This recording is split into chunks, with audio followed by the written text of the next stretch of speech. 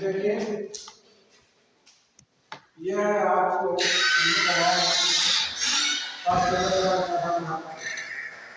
इसके अब आपके दार्शनिक भाग में इसके सिद्धांत है। दार्शनिक भाग के सिद्धांत में प्रकृतिवादी सिद्धांत, दूसरा है आपका व्यवहारिक सिद्धांत, यथार्थवादी सिद्धांत। इस सिद्धांत लगता है इसे आपके दार्शनिक आधार में आता है। दार्शनिक भाग में जैसा कि आप जानते हो सृष्टि संरचना और ये जड़ वृत्ति मोक्ष ईश्वर परमात्मा आत्मा के विषय की बात करता है।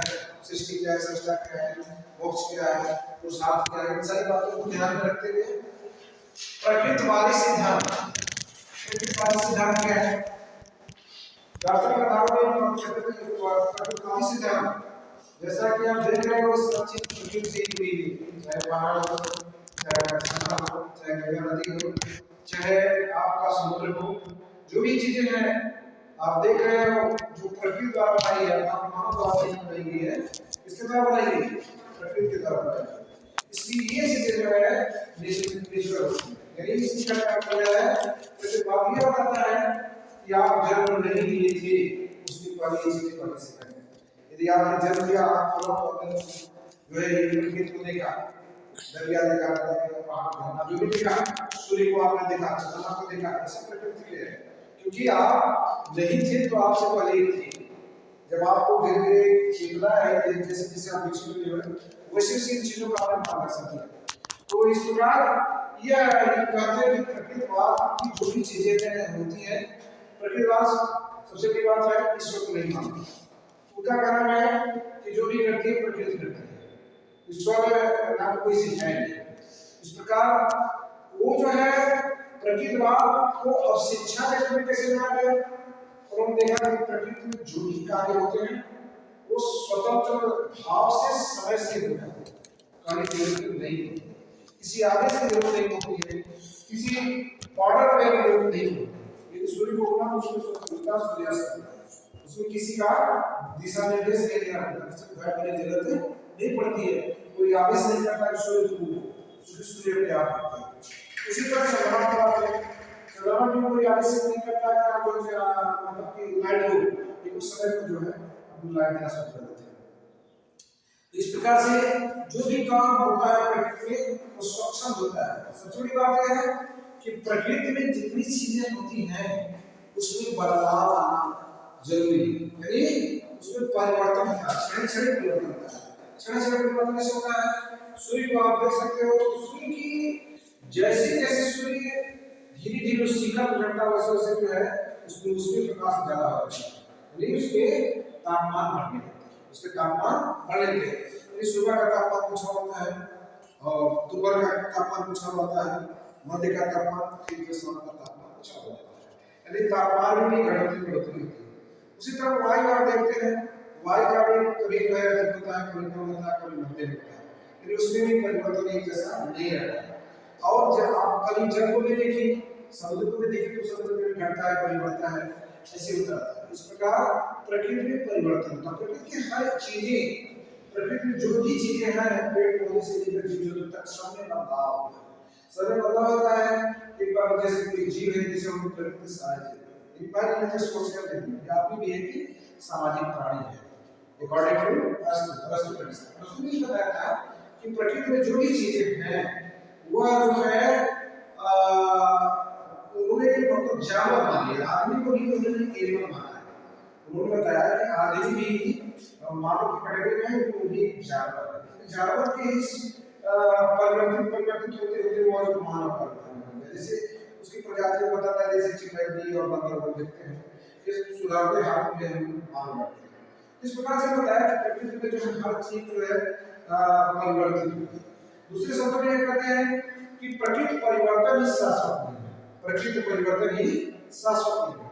शाश्वत नहीं है क्योंकि एकदम एटलिस्ट एक्टिविटी है, होगा यानी प्रकृति में परिवर्तन निश्चित हो सकता है। कभी आप देखते हो क्लाइमेट को लेकर आओगे तो कभी जाड़ा आ रहा है, कभी गर्मी है, कभी बरसात है, कभी खूब गर्मी पड़ेगी, तापमान बढ़ जाएगा, तो खूब ठंडा आ जाएगा, तापमान बढ़ जाएगा, फिर बरसात। इस सब चीजें से यानी कभी देखते हो जो पुष्प वगैरह देखो ध्यान से, पौधे जो फूल लेते हैं कभी कली होती है, फिर कभी पूरी अपनी आभा के साथ प्रकाशित हो जाती है, या फिर वही जाकर के गिर जाती है, यानी फिर दूसरी कली आ जाती है। इस प्रकार आप तय कर सकते हो कि प्रकृति में जो भी परिवर्तन होता है, जो स्वच्छंद और स्वतंत्र वो शाश्वत होता है। कैसा होता है? शाश्वत। अब इसलिए प्रकृतिवाद को शिक्षा के साथ जोड़ते हुए शिक्षा में जोड़ा कि जब प्रकृति खुद जो है परिवर्तन करती है और वो भी स्वतंत्र, तो अब वह अप्लाई किया बाल शिक्षार्थी, किस पर? शिक्षार्थी, क्योंकि अब एक रेस्पोंडेंट शिक्षा शिक्षार्थी, अब बीच में ग्रामर में जोड़ दे शिक्षक।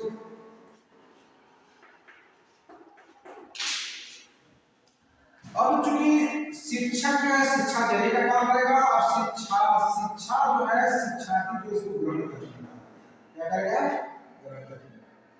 अब चूंकि शिक्षार्थी के साथ ये तीनों चीज तो ठीक है, शिक्षक शिक्षा दे रहा है, शिक्षार्थी उसको ग्रहण कर रहा है, आगे बीच में पाठ्यक्रम, पाठ्यक्रम जिसको करिकुलम है, करिकुलम पाठ्यक्रम और सिलेबस में अंतर है। इस प्रकार से पाठ्यक्रम में दोनों के लिए मतलब अदरवाइज सिलेबस का curriculum most important for student and teacher, for student and teacher दोनों के लिए इंपॉर्टेंट बन जाता है। कैसे बन जाता है? क्योंकि शिक्षक भी जो पाठ्यक्रम से रिलेटेड होता है और शिक्षार्थी भी पाठ्यक्रम से रिलेटेड होता है, इसलिए दोनों का रिलेशनशिप जो है अपने आप में बहुत ही एक क्या कहते हैं नीडेड होता है, बहुत ही कंपल्सरी हो जाती है। अब बात रह गई कि इस पाठ्यक्रम में कैसी कैसी बातें रखी जाए शिक्षक को पढ़ाने के लिए और शिक्षार्थी को पढ़ने के लिए। तो चूंकि प्रतिवाद बताता है कि बालक को एकदम स्वतंत्र, बालक को स्वतंत्र बात करता है, स्वच्छंद बात करता है, तो पाठ्यक्रम में कहा है पाठ्यक्रम में बालक को जो रोजिया पाठ्यक्रम, बालक के लिए जो स्वतंत्र की बात करता है, इसमें प्रतिवाद सबसे बड़ा जो है इसमें हवा फूकने के काम करता है, इसमें जान में जान लेने वाला कार्य प्रतिवाद के लिए वो कौन है? वो जो है आपका सबसे बड़ा जबरदस्त वैज्ञानिक है जिसका नाम है रूसो। क्या नाम है? ये रूसो जो है कि अपना रिसर्च किया और रिसर्च के थ्रू ये बताया कि प्रकृति में जो चीजें होती हैं वो निश्चित रूप से स्वतंत्र होती है। तो रूसो ने यह बताया कि बालक को एकदम स्वतंत्र, बालक को स्वतंत्र, उसको किसी तरह से डिस्टर्ब मत करो, यानी इसके कहने का मतलब है कि बालक में तुम अपनी किताबी ज्ञान मत जो उसको दिमाग में भरो। बालक को तुम गणित विज्ञान में ले तुम अपने अनुसार उसके दिमाग पर तुम बोझ बना दे, क्योंकि बालक स्वतंत्र पैदा होता है और उसकी स्वतंत्रता का भंग करने का तुम किताबी ज्ञान लेकर काम करते। इसलिए उन्होंने रूसो ने किताबी ज्ञानों को जो एकदम बिल्कुल खराब किया। रूसो ने कहा कि ये जो किताब दुनिया के सारे किताबें पढ़ाई जाती है, दुनिया के सबको सारे जगह समझाया जाता है, चाहे विज्ञान सारे को सारे सिस्टम सीखने का श्रेय जो प्रकृति को साथ साथ उन्होंने बताया कि बालक को स्वतंत्र की दूसरी बात उन्होंने बताया कि बाल केंद्रित की बात, बाल केंद्रित दो बार बताया, बालक को स्वतंत्र करना और बाल केंद्रित करना। बाल केंद्रित का मतलब ये हो गया कि शिक्षा जो है आज के परिवेश में, आज के वातावरण में, आज के माहौल में, आज वर्तमान युग में शिक्षा जो है अब ऐसी नहीं दी जा रही है जैसे पहले तो शिक्षा होती थी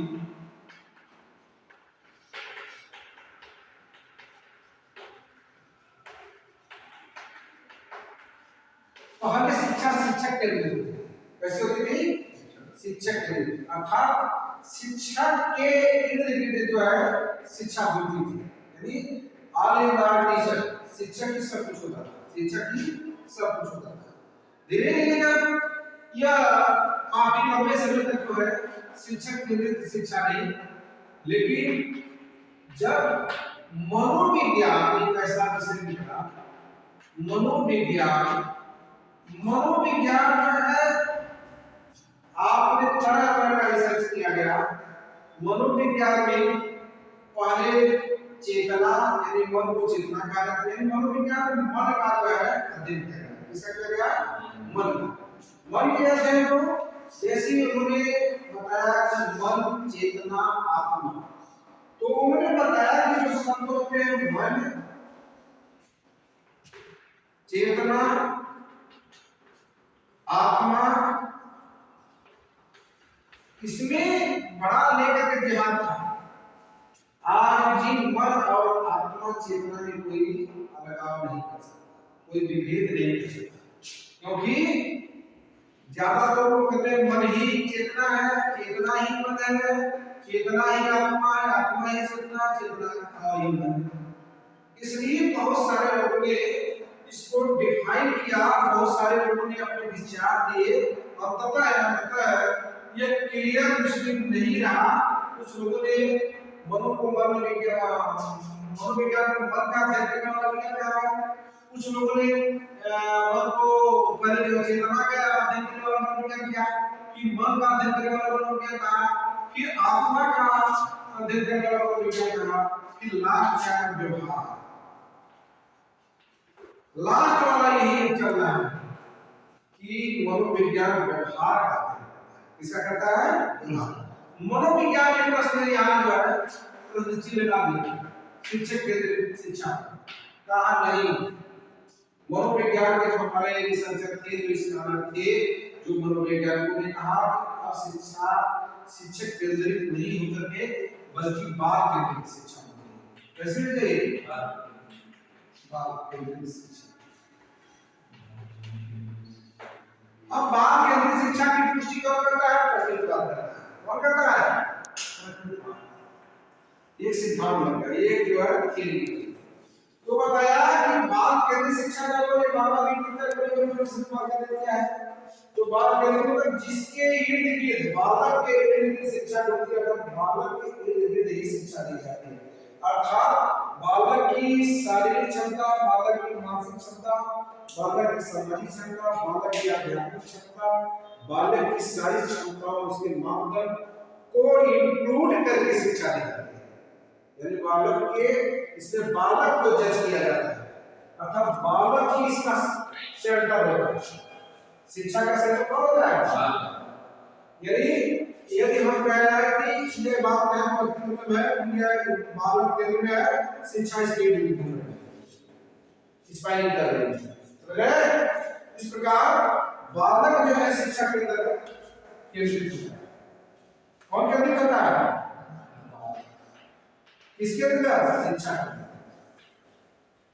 तब इसी को कहते हैं बाल केंद्रित शिक्षा। क्या बोलते हैं? बाल केंद्रित शिक्षा।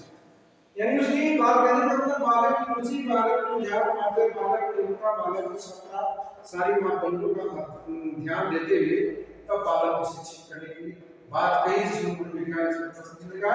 और उसी की पुष्टि हुई है आपको प्रतिभा से। इसमें वही प्रतिवादी रूसों ने इसको एकदम 100% क्लियर कर दिया कि शिक्षा को वास्तव में बात करनी थी। इसलिए बोलो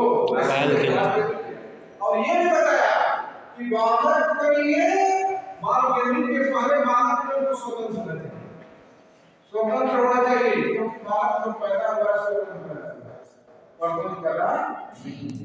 इसलिए बालक को जो है साथ साथ इसमें प्रतिपादने के एक और सिद्धांत हो गया व्यायाम बताया। यदि बात पहले शिक्षा करके ही क्या करोगे जब तक बालक स्वस्थ नहीं रहे। बालक के लिए ही शिक्षा बनाई जा रही है, बालक के लिए पाठ्यक्रम तैयार किए जा रहे हैं, बालक के लिए शिक्षक आ रहा है और बालक के विकास के लिए शिक्षा जो प्रोवाइड की जा रही है। तुम्हारे सबसे पहले तो बालक को ही ध्यान दो, क्योंकि इसको इस बात को रूसे ने और क्लियर कर दिया। अदरवाइज रूसो ये child centred education as far as उन्होंने इसको कैसे बयान किया, कहा कि बालक जो है एक पुस्तक के पन्ने के समान है। जिस प्रकार एक पुस्तक को पन्ने पढ़ा जा सकता है, उसी प्रकार बालक की शारीरिक क्षमता, मानसिक क्षमता, आध्यात्मिक क्षमता, सारी क्षमताओं को पढ़ा जा सकता है। इसलिए बालक को पढ़ाने के पहले बालक को जो है आप टेस्ट करो, बालक को जज करो। बालक को बिना जज किए आप शिक्षा दे ही नहीं सकते। अकॉर्डिंग टू साइकोलॉजी, मनोविज्ञान के आधार पर उन्होंने ये बता दिया कि बालक के पहले रुचि को देखो कि उसका इंटरेस्ट लग रहा है कि नहीं, बालक के किस कैटेगरी का बालक है, मनोविज्ञान का बालक है, भावुक का है, अर्थात्मक का है, या जो है एक्स्ट्राऑर्डिनरी है। तो जैसा है बालक को तुम पढ़ा रहे हो साइंस मैथ फिजिक्स में की बात कर रहे हो, बालक पाठ से नहीं आ रही है, तूने गणित विज्ञान वगैरह दिमाग को बोझ बनाया, तुमने जाना नहीं कि बालक कैटेगरी है। तो इस प्रकार से आज की शिक्षा का वैज्ञानिक आधार पर शिक्षा बढ़ जा रही है। यदि पढ़ने में बहुत तेज है तो साइंस ले रहा है, उसके बाद थोड़ा सा कमजोर है तो साइंस में नीचे कर रहा है, मनोविज्ञान आपका बायोलॉजी को दे रहा है, केमिस्ट्री दे रहा है, मनोविज्ञान दे रहा है, या साइंस दे रहा है, या उसी का जो आर्ट से दे रहा है, इतिहास भूगोल शास्त्र। अगर उसी बैंक में से थोड़ा सा कमर्शियल सिस्टम दे रहे तो कमर्शियल से दे रहा है, क्योंकि अपने अपनी मानसिकताओं के आधार पर जो उसको डिवाइड कर दिया है।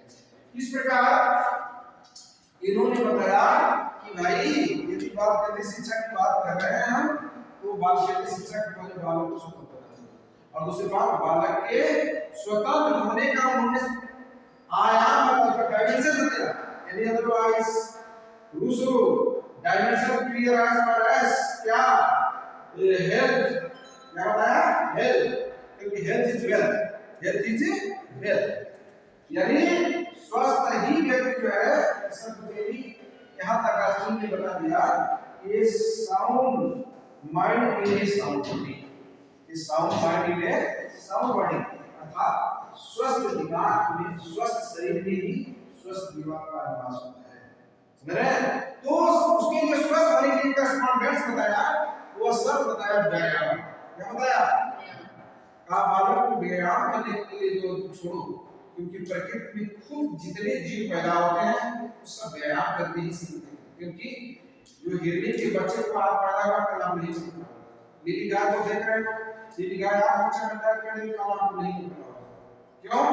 कि वो खुद का जो है व्यायाम करके दौड़ना, घूमना, जंप लेना सारी बात सीख लेता है, प्रकृति के सहारे सीखता है, उसको कोई अलग से शिक्षक नहीं आता है। इसलिए रूसो यह क्लियर नीट एंड क्लीन करता है। यानी रूसो डिसाइडेड एज क्या बताया बच्चे के लिए यह exercise must be compulsory, exercise उसके लिए बहुत ही कंपल्सरी, अत्यंत आवश्यक है। उन्होंने बताया कि वो कैसे व्यायाम कर सकता है, कारण वो व्यायाम ऑटोमेटिक कर सकता है, क्योंकि बालक वो अगर बालक जन्म ले रहा हो और उसको जन्म लेने में सहारा उसको प्रिपेयर करो, मां बेटा मां समासी को, बालक को कूदने दो, बालक को पहाड़ पर चढ़ने दो, बालक को पेड़ पर चढ़ने दो, बालक को छलांग लगाने दो, बालक अगर क्रिकेट जैसा गुल्ली डंडा खेल रहा है तो खेलने दो, बालक को पकड़ो। तुम जानते नहीं हो, तुम डॉक्टर डॉक्टर से तुम्हारे किताब क्या नहीं के पढ़े, तुम आधा से एक्टिविटीज मार दो, क्योंकि जो उसके दिमाग में जो प्रकृति के सहारे जो उसको सीखना है, यानी जो हेल्प माइंड लर्निंग नेचर से सीखना है, वो तुम बिगाड़ रहे हो, क्योंकि वो प्रकृति से सीखने वाला जो चीज है उसको तुम दमित कर दे रहे हो। वो चीजें किताब का ज्ञान दे करके कि वो चीजें हमेशा के जो आप हमेशा खत्म कर रहे हो। इसलिए बालक अगर तैर रहा है तो तैरने दो, लेकिन यह क्या है प्रशिक्षण में तुम बालक कुछ ऐसी एक्टिविटीज करेगा, क्योंकि बालक बहुत स्वतंत्र है, वो बहुत कुछ जानता नहीं, अबोध है, तुम्हारे जैसे एडल्ट नहीं है, तुम्हारे जैसे प्रौढ़ नहीं है, तुम्हारे जैसे बहुत विकसित नहीं हुआ, उसको विकसित होने में बहुत समय लगेगा। अभी वो बालक जो विकास के शिखर पर चल रहा है, विकास उसका संपूर्ण नहीं है, इसलिए प्रशिक्षण के समय तुम एक काम कर सकते हो, आवेदन कर सकते हो। क्या कर सकते हो? उसके कहने का मतलब यह नहीं है कि अगर 50-50 बिल्डिंग से हाइट कर रहा है तो तुम करोगे हाइट करने को लेकर कर ये बात को जानकारी नहीं है, तेरे हाथ होगा बालक शायद हो सकता है। इसके कहने का ये भी मतलब नहीं है कि करंट काम में वो प्रोवाइड हो रहा है, बालक को नहीं जाना है, उसको जा पकड़ लो, मेरे बात को करंट पकड़ेगा, मर भी सकता है। हाँ, प्रशिक्षण में तुम तब तक रहो जब तक उसका टारगेट नहीं पूरा होता। कुछ रिस्की चीजें हैं जो नहीं जानता, उसमें सहारे का काम करोगे। क्या करोगे? सहारे का प्रोग्रेस का काम करोगे, उसमें तुम इंटरफेयर नहीं करोगे। इसलिए बालक को ज्यादातर क्या रखने दो, स्वतंत्र रखने दो। और एक्सरसाइज की बात बताया, तुम नहीं जानते हो मोहल्ला के बच्चे बच्चा जो है सवाल है नदी में नाव पर 399 बन जाएगा कि बड़ा बच्चा बन जाएगा। आप सोचो वो भी तो आदमी था, वो कैसे बन गया? अभी तो नहीं जानते कैसे टूटे, क्योंकि उन्होंने इसका प्रशिक्षण लिया था तैरने का, डुबकी लगाने का, कहाँ गहरा पानी है, पानी को काट लेने का, कैसे यहाँ बचेंगे, कहाँ डुबकी लगाई जा सकती है, कैसे तैरा जा सकता है, प्रवाह आ रहा है तो प्रवाह की कैसे उसमें बाइपाट करेंगे। तुमने ये सब सीखा नहीं, तुम तो कलेक्टर जज बनने के लिए कभी तैरना सीखा ही नहीं। इसलिए आप देखो बड़े जो है विद्यालय में चला जाए तो स्विमिंग पार्टी भी होती है, तो प्रशिक्षण करने वाले भी होते हैं, उनको बाल खिलाया जाता है, क्रिकेट खिलाया जाता है, उनको अलग से एक्स्ट्रा एक्टिविटीज कराई जाती है। ये क्यों कराई जाती है? ताकि ये फ्यूचर में उनको काम देगी। इसलिए अगर वो बालक करना जानता है तो नदी में अगर नाव भी डूब जाएगी तो बच सकता है। समझ रहे? इस प्रकार से आप लोग अब समझ लो। अच्छा, इस प्रकार से किसकी बात करता है? स्वतंत्रता की बात करता है। किसकी बात करता है? स्वतंत्रता की बात करता है। और किसकी बात करता है? व्यायाम की बात करता है। तुम लोग बोलो ना, व्यायाम की बात करता है। और किसकी बात करता है? पुस्तक की विरोध का बात करता है, पुस्तक का विरोध करता है। पुस्तक का ज्ञान तब तक नहीं दो जब तक कि उसकी स्वतंत्रता से कुछ स्थितियां बन रही है, क्योंकि पुस्तकी ज्ञान में तुम अपना जो है नियम कायदा फिट कर रहे हो, तुम अपने जो है कायदा कानून लागू कर रहे हो, इसलिए पुस्तकी ज्ञान उसकी स्वतंत्रता को भंग कर रहा है। इस प्रकार कुल मिलाकर के यह जो है बालक के स्वतंत्रता और व्यायाम और उसमें परिवर्तित, और यह भी प्रतिपाद करता है उसको हम कोई भी चीजें मत सीखिए जो उसके जीवन में काम न है, अर्थात जो भी चीजें सीखा। इस प्रकार यहाँ कुल मिलाकर के जो है प्रतिपाद ये आपके पाठ्यक्रम में यही जो है संदेश देता है, बालक को स्वस्थ और स्वतंत्र व्यायाम युक्त और पुस्तकीय ज्ञान का विरोध, ये सब सारी बहुत सारी बातें जो है आपके ये प्रतिपाद के थ्रू मिलती है। अब दूसरी बात भी बताता है व्यवहारवाद। व्यवहारवाद क्या होता है भाई? बात नहीं करोगे, बात नहीं करोगे नहीं तो सिरे निकाल देंगे। व्यवहारवाद, हाँ, व्यवहारवाद क्या होता है? व्यवहारवाद जैसे तुम हो, तुम्हारी पढ़ाई लिखाई तब तक मालूम होती है जब तक तुम्हारे व्यवहार में उतर जाती है, और व्यवहार में नहीं उतर रही हो तो तुम्हारा पढ़ा लिखा सब बेकार है। यह आप दार्शनिक क्लास की जगत से यह भी जो है आपको कहता है कि बालक को व्यवहारिक बनाओ। बालक को कैसा बनाओ? और व्यवहारवाद उपयोगिता की बात करता है। ये किसकी बात करता है? उपयोगिता, उपयोगिता की बात करता है, सामाजिक बात करता है। सामाजिक क्या है? उपयोगितावाद। अब जो है व्यवहारवाद में उपयोगिता की बात यह बताता है कि जो बालक के जीवन में साकार हो, सकारात्मक यानी पॉजिटिव दे रही हो, बालक को कुछ बनने में योगदान दे रही हो, बालक के लिए उपयोगी बन रही हो, वो बातें सिखाओ, वो बातें बतलाओ, वो बातें जतलाओ। क्योंकि फिजूल चीजें जो उसके लिए उपयोगी बन रही है, उसके काम में नहीं आ सकती, जो उसे आगे नहीं बढ़ा सकती, उस चीज को हटा दो। अर्थात उसके विकास में चयन वही चीज करिए जो उसके लिए उपयोगी हो सके, जो उसके उपयोगी हो सके, उपयोगी मतलब जिसको लाभ दे सके, हानि नहीं दे। इस प्रकार से व्यवहारिकतावाद में जो यह आपका फंडामेंटल है, व्यवहारिकवाद हुआ जो है आपको उपयोगितावाद की बात करता है। किसकी बात करता है? उपयोगितावाद। और इसमें उसकी दूसरी बात है रुचि का सिद्धांत। यह व्यवहारिकवाद इस पर भी बल देता है, रुचि का। रुचि यह क्या है? इंटरेस्ट की बात करता है, रुचि की बात करता है। अगर जिस विषय में उसकी रुचि नहीं लग रही है, जहां उसको पढ़ने लिखने में इंटरेस्ट नहीं आ रहा है, या कोई भी कार्य में इंटरेस्ट नहीं आ रहा है, तो तुम छोड़ दो। क्योंकि तुम उसके अगर बिना रुचि के तुम सिखा रहे हो तो वो तुम्हारा आधा हो सकता है, क्योंकि उसका इंटरेस्ट उसमें नहीं है।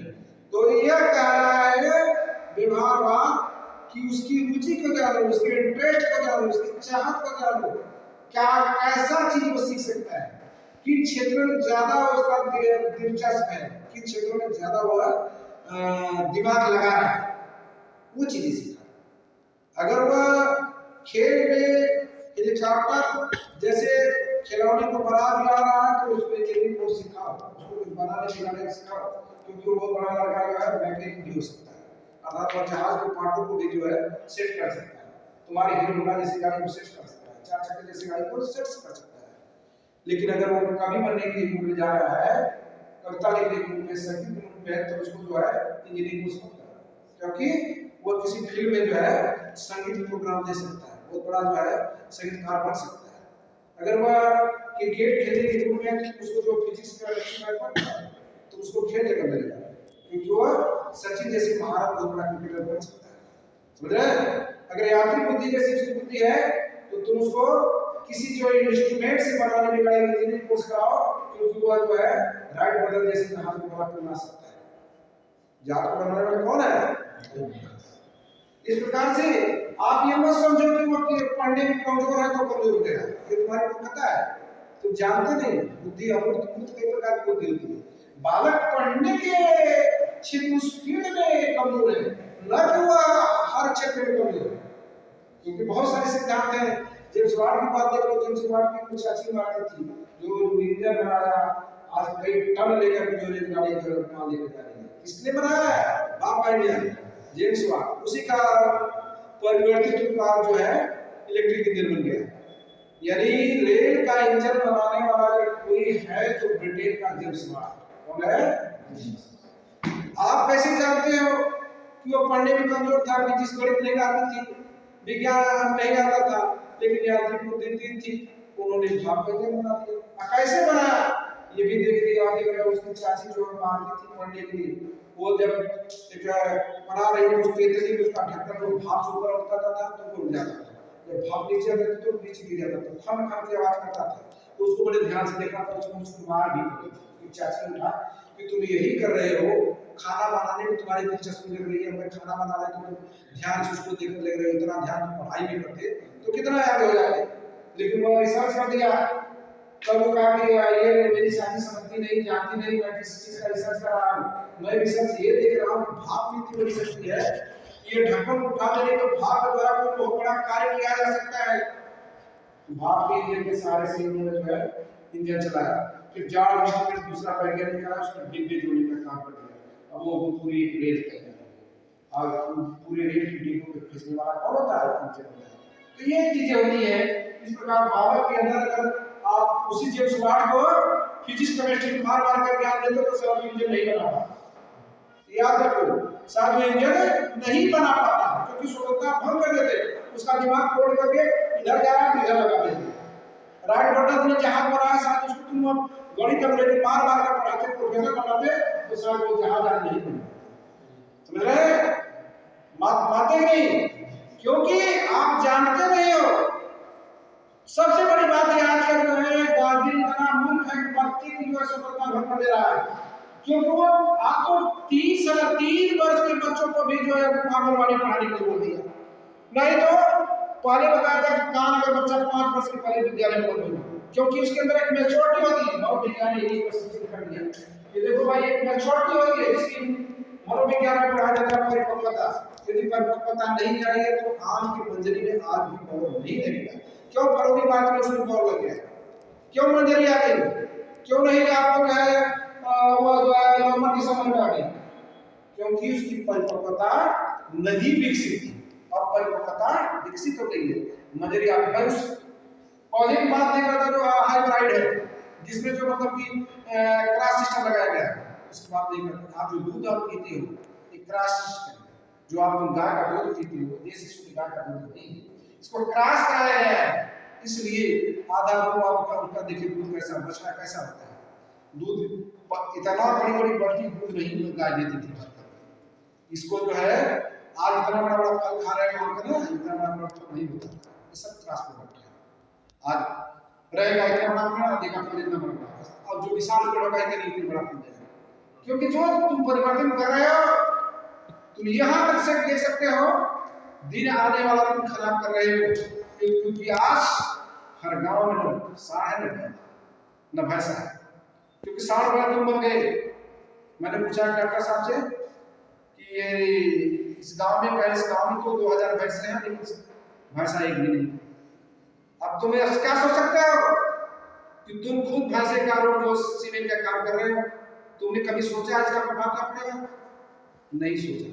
तुम केवल अपने लाभ के लिए काम कर रहे हो। इसका प्रभाव भयानक पड़ेगा। इसका प्रभाव आपने देखा क्या कि अभी तो कोरोना मात्र खाली थोड़ा सा स्टेप जारी किया था, लाशों जन में कितने लोग मर गए? क्योंकि प्रकृति कहती है तुम छोड़ेंगे नहीं। तुम डाल चलोगे तो तुम्हारे बाप पर चलोगे। तुम्हें एक जो है कैंसर को रोक करो तो तुम्हें एड्स दे दूंगा, चिकनगुनिया दे दूंगा। एक रोग का तुम इलाज रोग को कंट्रोल करो, दूसरा इलाज मैं तैयार कर देना उस दिन। यही हो रहा है, यही देख रही है कि जैसे को रोके कैंसर आ गया, कैंसर हो गया एड्स आ गया, दुनिया भर का रोग आ गए। तब तक भी बीच में आ गया था कोरोना वाला का जो है इंजेक्शन नहीं। क्या है? यही है कि तुम प्रकृति साथ करो खिलवाड़, सारे रहे हैं, अपनी बिल्डिंग बना रहे हैं, खरगोश ये बंदरों को देख रहे हैं। ये बंदर आप यहाँ पसंद करके जंगल तो काट दिए, फल फूल ठीक नहीं, चीजें नहीं, जहाँ मार रहे हो, सब अपने पेट के लिए कर रहे हैं। यहाँ तक साला तुम जो सुअर गंदा खाती थी, जो सफाई खाती थी, उसको भी तुम खाना शुरू कर दिया। तो मतलब कि क्या करते हो, सब अच्छे हो गए। तुमने तो सब कुछ अपने लिए कर दिया, उनके लिए छोड़ा क्या खाएंगे? आज बेचारे कर रहे हैं खाने का, तो तुम प्रकृति के तो अपने को सुपर तुम छोड़ेंगे। ये चीज है प्रतिभा। इसके बाद प्रतिभा हो रहा है व्यवहारिक बातों में, व्यवहारिक बात करना है, खत्म करेंगे जल्दी जल्दी इसको ठीक है।